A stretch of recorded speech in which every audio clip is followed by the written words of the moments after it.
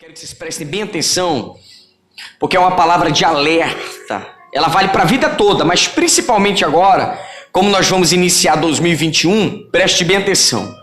Um dos maiores cuidados que você deve ter é o cuidado para você não sair da presença de Deus.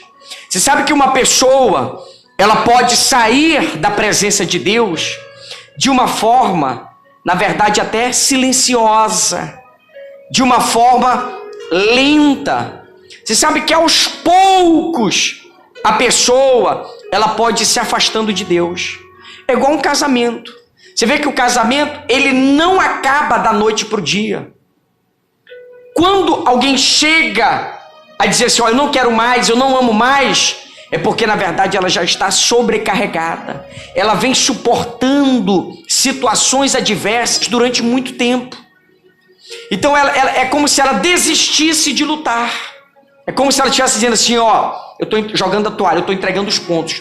A mesma coisa vale para uma pessoa da fé. Por isso tem que ficar bem atento. Porque a principal coisa que te leva a sair da presença de Deus é o pecado. Isso não resta dúvida. O pecado, ele é capaz, na verdade, de dar uma rasteira em você. O pecado, ele é capaz de te sujar, de manchar a sua vida, ao ponto de você, na verdade, achar que não tem mais jeito, que não pode mais ser solucionado esse problema. Então, quando o pecado, ele entra na vida de uma pessoa, quando eu falo pecado, é no sentido de você ter consciência. Você sabe o que é errado, você acaba fazendo, e você sabe que aquilo te distancia de Deus. Então, quando uma pessoa, ela está exatamente nessa condição do pecado, essa pessoa, primeira coisa que pode entrar na vida dela é o desânimo. Você vê que ela desanima, ela não tem mais ânimo para nada. Ela não tem mais ânimo para se manter puro. Ela não tem mais ânimo para resistir aos desejos da carne. Você vê que depois do desânimo, ela perde o desejo de estar na igreja. Você vê que esse desânimo é como um câncer. Ele vai tomando conta de todas as áreas da vida dela. Primeiro é o desânimo mental. Aquele desânimo que você não tem disposição mais para nada. Depois você não tem disposição para vir na igreja. Depois você não tem disposição para orar. Porque você sabe que o pecado, ele está toda hora trazendo a culpa sobre você. O pecado está toda hora lembrando o quanto você está sujo. O quanto você precisa se limpar. Mas você se sente sempre o quê? Inseguro. Porque você acha que Deus não vai te perdoar. Você vê que daqui a pouco, além dela não querer mais vir na igreja, além dela não orar mais, ela acaba perdendo o quê? A força para desenvolver a fé. Você vê que aquela pessoa, que um abismo vai chamando o outro, ou seja, um problema atrás do outro, e é como se ela estivesse assistindo a vida dela desmoronar. Então ela não tem poder para reagir, ela não tem poder para lutar mais, ela se sente fraca, porque ela não tem mais a fé dentro dela. A fé tem que funcionar, na verdade, como aquilo que vai te estabelecer forte, vai te deixar forte. A fé é exatamente para isso. A fé, muitas vezes, é o que vai te levantar. A fé é o que vai, na verdade, te dar uma injeção de ânimo para você sair desse buraco, para você sair dessa situação. Agora, escute bem. Todas as vezes que você está num caminho chamado pecado, vão surgir duas opções na sua vida. Primeiro, ou você sai do caminho chamado pecado, ou você continua no caminho chamado pecado. Não tem outra. Todas as vezes que o pecado chegar até você, você tem a opção de sair desse caminho. Aí a pergunta que você deve estar fazendo é: pastor, como é que eu faço para sair do caminho chamado pecado? 3 coisas. Primeiro, confessa. Segundo, se arrepende. E terceiro, abandona. Eu vou repetir. Você quer sair do pecado? Você quer voltar para a fé? Você quer se restabelecer com Deus? Primeira coisa, confesse o pecado. Na hora de confessar, muitas vezes você vai ter vergonha. Você vai se sentir constrangido. Mas pastor, eu tenho que falar? Claro que você tem que falar. Porque quando você fala, você sente o peso. Você sente a vergonha. Você sente a humilhação do pecado. Você acha que foi fácil para mim? O meu processo de tratamento para sair do pecado foi, na verdade, 1 semana antes do batismo. Quando eu fui me batizar, eu chamei o meu líder e disse: ó, a minha vida é assim, assim, assim. E eu chorava igual uma criança. Eu chorei, porque eu senti todo o peso do pecado. Eu sabia que tudo que eu estava fazendo estava errado. Mas quando eu fui para o batismo, eu entendi que era a minha chance de mergulhar naquelas águas e sair daquelas águas puro, sepultando o velho André e tendo a chance de nascer de novo. Amém, pessoal? Entende o que eu falo? Amém?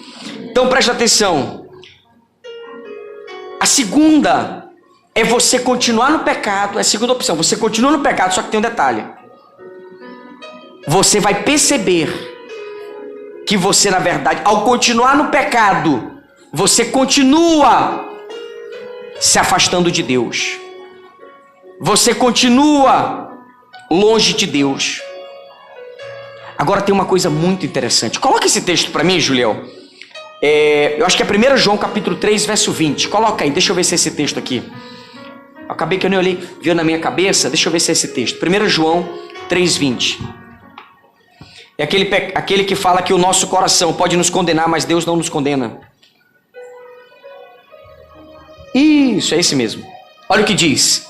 Porque se o nosso coração nos condena, maior é Deus do que o nosso coração e conhece todas as coisas. Muitas vezes, você já confessou o pecado, você já se arrependeu do pecado e você já abandonou o pecado. Só que dentro de você, o seu coração continua o quê? Te julgando, dizendo que você não mudou, dizendo que não tem mais jeito, dizendo que Deus não te ouve mais, que Deus não te chama como filho. O diabo muitas vezes vai fazer você se sentir o tempo inteiro sujo.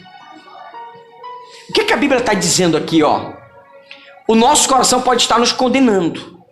Maior é Deus do que o nosso coração e conhece todas as coisas.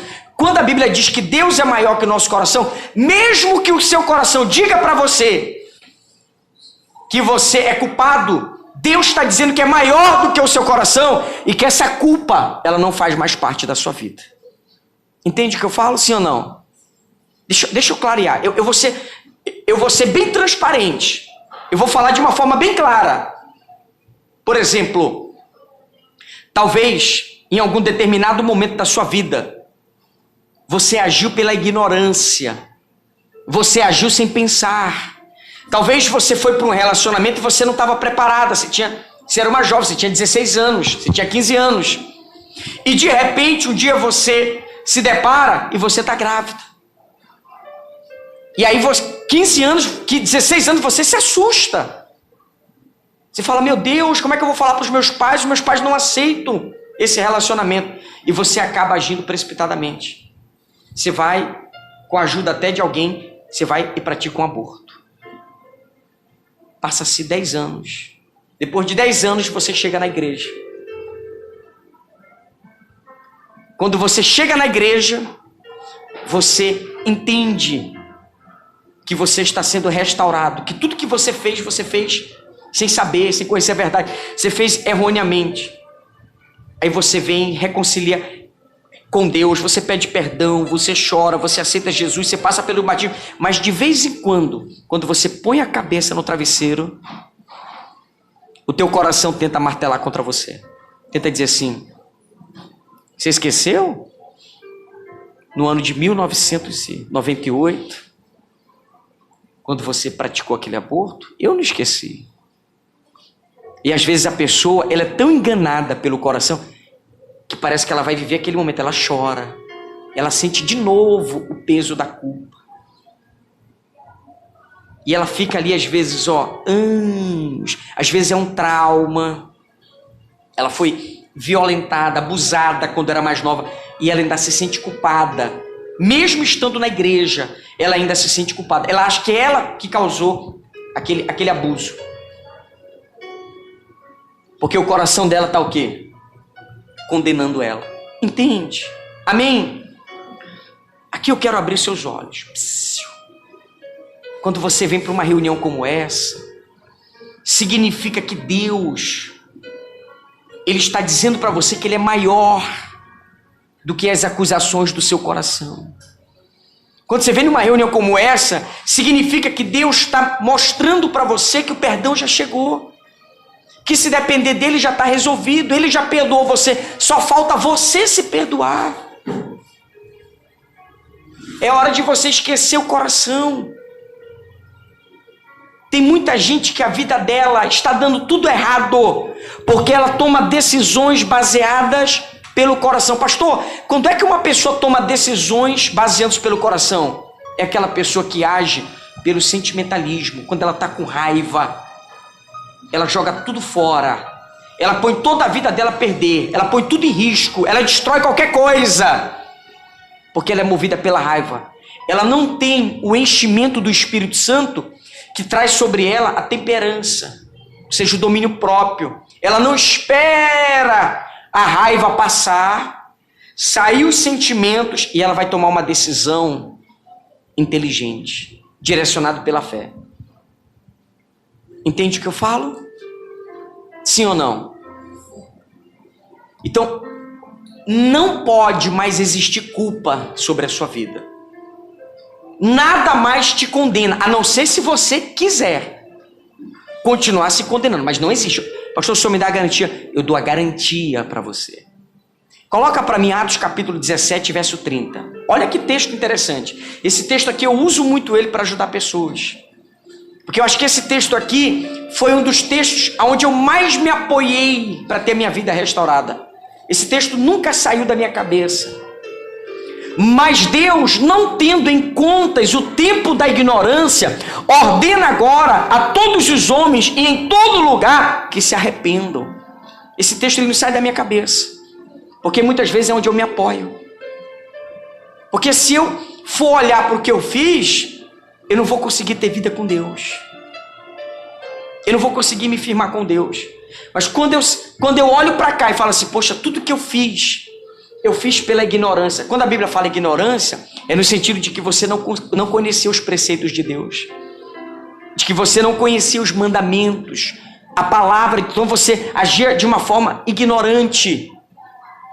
E Deus é tão bom, é tão misericordioso, que Deus está dizendo o quê? Que Ele não leva em consideração tudo que você fez antes de você ter um encontro com Ele.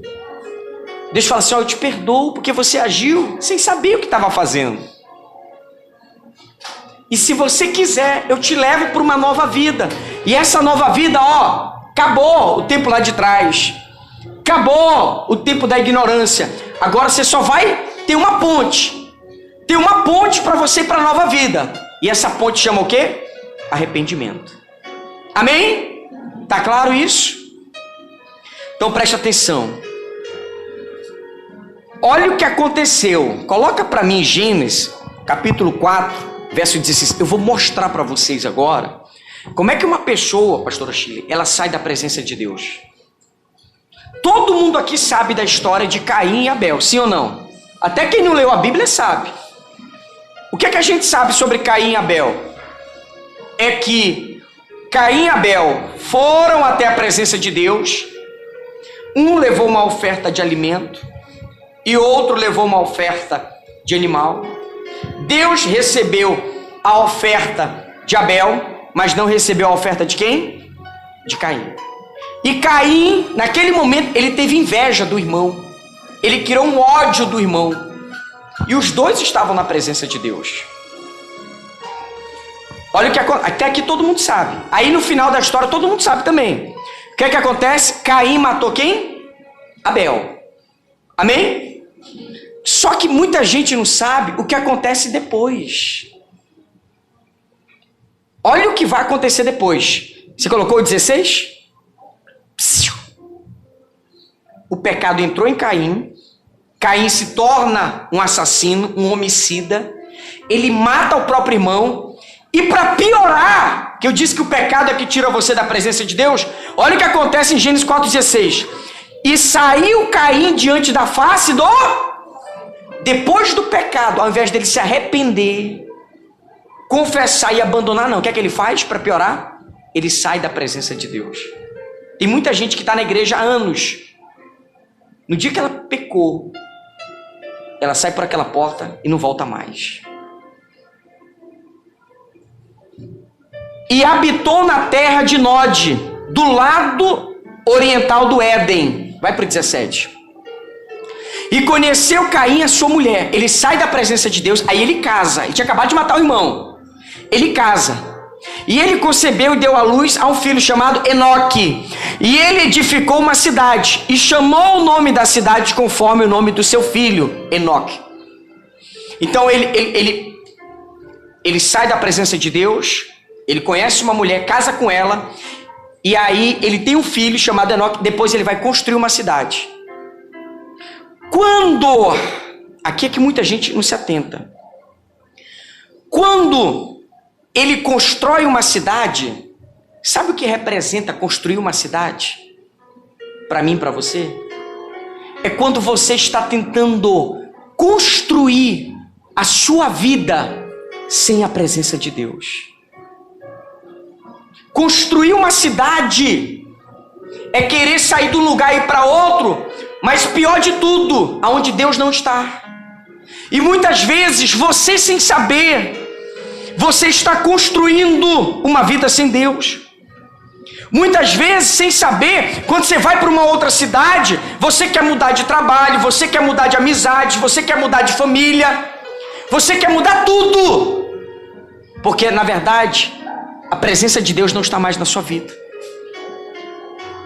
Quando você sai da presença de Deus e você constrói uma cidade, é como se você estivesse construindo um outro ambiente para você. Posso falar uma coisa? Sim ou não? Tem gente que ela é crente aqui em Cametá como ninguém. Ela vem na igreja, ela ora, ela está nos cultos, mas quando ela sai de Cametá, às vezes quando ela vai para um outro estado, ela precisa fazer uma viagem, quando ela vai para outro estado, ela não é mais a mesma pessoa. Ela se transforma. Não tinha vício, lá ele bebe porque ninguém está vendo ele beber. Aqui tem risco, se ele for, porque aqui todo mundo se conhece, é ou não é? Sim ou não? Mas quando ele sai daqui, que ele vai para essa outra cidade, quando ele chega lá, ele está construindo uma vida sem Deus. Lá, você fala, meu Deus, esse aqui é o cavalo do cão lá na outra cidade. Faz tudo o que não é para fazer. Por quê? Porque está construindo uma vida sem Deus. Tá claro, pessoal? Sim ou não? É como se você vivesse ambientes que você nunca viveu. Tem gente que quando vai construir uma cidade, isso é depois do pecado. Tem gente que quando a gente fala que ela vai construir uma cidade, uma vida sem Deus, é quando ela, na verdade, ela tenta preencher o vazio de Deus com coisas que são do mundo. Às vezes o que vai preencher ela são as ocupações humanas, como o trabalho. O trabalho às vezes está tentando ocupar o lugar de Deus dentro da vida dela. Muitas vezes são os prazeres. A pessoa tem prazer. Todo dia sai do trabalho, ela quer estar com os amigos, ele quer estar bebendo, ele quer estar naquela roda de escarnecedores, naquela roda. Parece que ali ele se encontra. Parece que ali ele é preenchido. Ele não tem prazer de estar na igreja, mas ele tem prazer de estar com os amigos bebendo. Ele não tem prazer de vir à igreja, ouvir a palavra e passar pela transformação, mas ele tem prazer em todo dia jogar futebol. Em todo dia, sabe? Ficar na internet até tarde, porque ele está procurando algo. Como a presença de Deus não está mais com essa pessoa, ela está procurando algo para preencher aquele vazio. E aqui é que eu quero abrir os seus olhos, porque muitas vezes essas experiências, elas te levam para uma cidade sem Deus, para uma vida sem Deus. É como se você estivesse construindo edifícios, ruas, ou seja, novos caminhos, novas amizades, novas experiências sem Deus. Muitas vezes, essas experiências te deslumbram. Você vai para uma cidade, tudo é novo, Deus não está com você e você descobre algo que parece que te preencheu. Você descobre algo que parece que te fala assim, poxa, isso aqui está me preenchendo. Eu não estou mais sentindo a vontade de voltar para a presença de Deus, porque foi exatamente o que aconteceu com Caim. Quando Caim começa a edificar Enoque, a cidade de Enoque, não é o filho. Quando ele começa a edificar a cidade de Enoque, se você for lendo a Bíblia, 2 capítulos na frente, você vai ver que a situação ela vai ficando pior. Porque Caim até então ele estava sozinho construindo a cidade. Daqui a pouco se juntou um bocado de gente com ele. Daqui a pouco eu vou falar sobre isso. Você vê que, por exemplo, escuta bem. Quando o diabo ele quer tirar você da igreja, quando eu falo tirar você da igreja, tirar você de ouvir a palavra, tirar você da presença de Deus, ele pode elaborar qualquer estratégia. Escuta bem, presta bem atenção. Primeiro, como era que o diabo fez com os cristãos, os apóstolos e os discípulos? Vamos falar dos apóstolos, os pioneiros. Ele matava. Você vê que Paulo, João Batista, Silas, Timóteo, Estevão, esses caras foram pegos, presos, açoitados em praça pública, colocados na prisão e depois eram o quê? Mortos. Só que o diabo percebeu que essa estratégia não dava mais certo. Por quê? Porque quando matava-se um cristão, levantava-se uma nova leva de cristãos que também estavam dispostos a morrer pelo evangelho. E com isso, o evangelho, ao invés de parar, ao contrário, ele foi o quê? Crescendo, foi se expandindo. Entende? Sim ou não? Então o diabo percebeu que essa estratégia não dava mais certo. Então o diabo partiu para a segunda estratégia.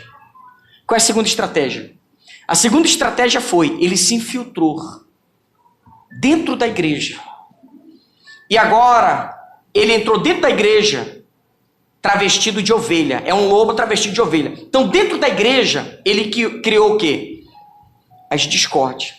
Você vê que muita gente hoje sai da igreja porque falaram da vida dela. É ou não é? Sim ou não?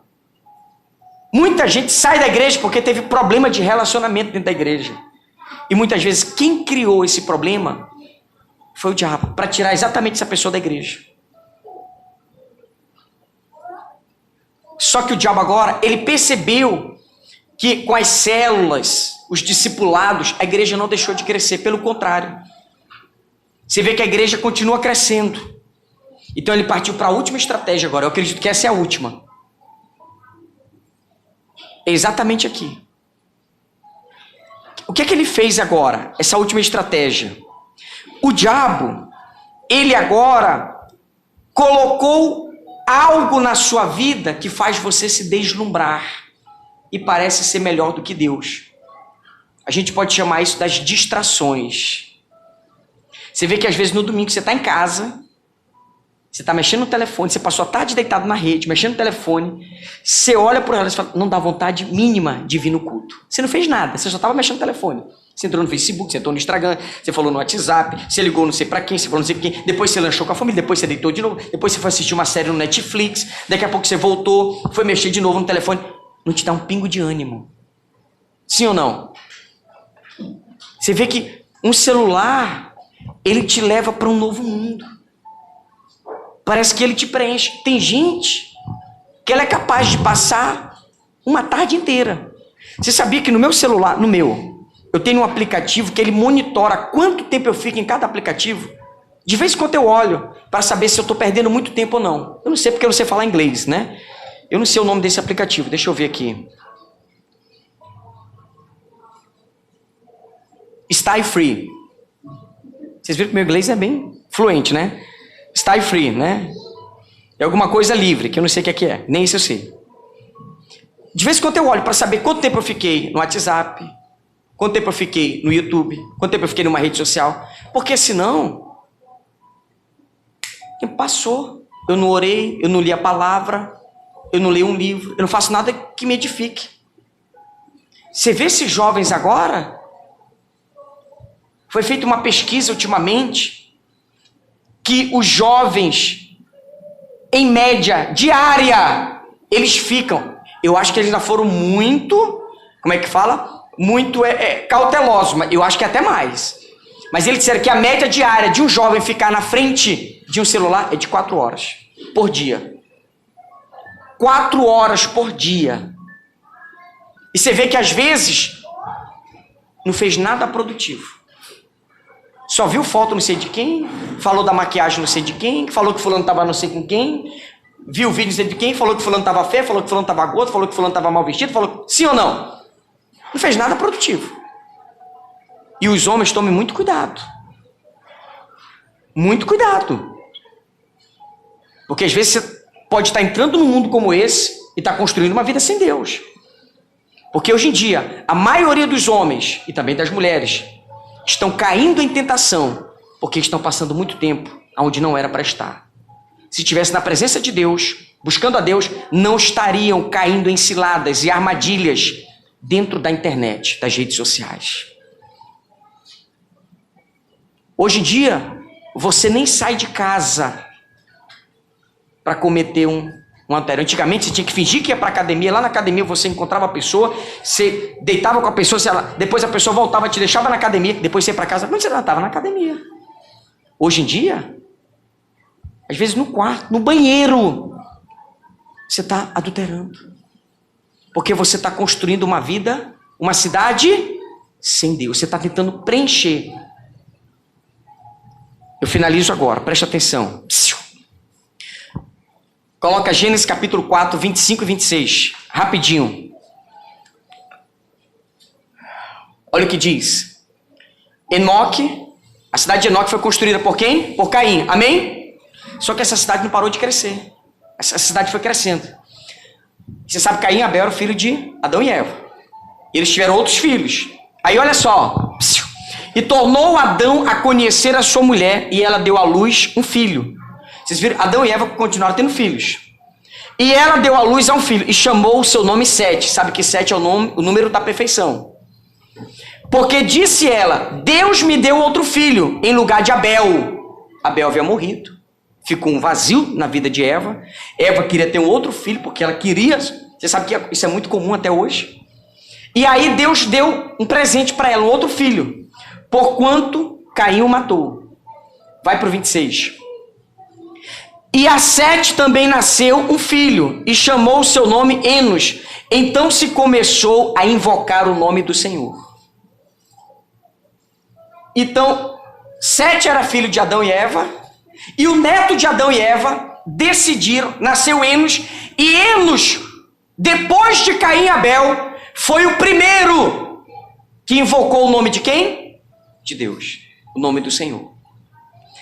Aí você vai ler o capítulo 5, vai falar só de geração em geração, descendentes. Aí de Enos, etc, etc, etc. Quando você chega no capítulo 6, aí a história muda. Esses descendentes, porque ficou 2 caminhos, era o que eu estava falando. Ficou o caminho de Caim para Enoque, que é esse caminho que é o caminho de quê? Do pecado. Amém? Tá claro? E ficou o caminho de quem? De Enos. O caminho para invocar Deus, para restaurar o meu relacionamento com Deus. Vocês acham que as pessoas preferiram qual caminho? Qual caminho é mais gostoso? É o caminho que nada pode? É o caminho que você está proibido de beber? Que você está proibido de falar determinadas coisas? Qual caminho vocês acham que as pessoas preferiram? O caminho de Caim. Sabe o que aconteceu? As pessoas foram nascendo E elas começaram a migrar lá para Enoque. Não ficavam junto com Enos. Começaram a ir para Enoque. É como hoje. Às vezes a nossa família está sendo levada para Enoque, porque dentro da nossa casa nós estamos sendo os professores, nós estamos sendo os Enoques, estamos construindo uma cidade dentro da nossa casa chamada Enoque, uma cidade chamada de pecado. Às vezes nós estamos conduzindo as pessoas para lá, sem saber. Então, porque para buscar Deus é necessário negar a si mesmo. É necessário abrir mão das suas vontades. Você sabe que em 2021 é um ano que é necessário você se esforçar para conhecer a Deus. Você tem que se esforçar para buscar mais a Deus. Você tem que se esforçar para ter um relacionamento com Deus. Amém, pessoal? Você sabe o que significa a palavra esforço? Utilizar todo o vigor, o ânimo, a energia e o empenho de forma a conseguir obter ou realizar algo que deseja. Você vê que se esforçar vai exigir o quê? Energia, vigor e disposição de tempo seu. Onde é que você está gastando a sua energia? É em Enoque ou é em Enos?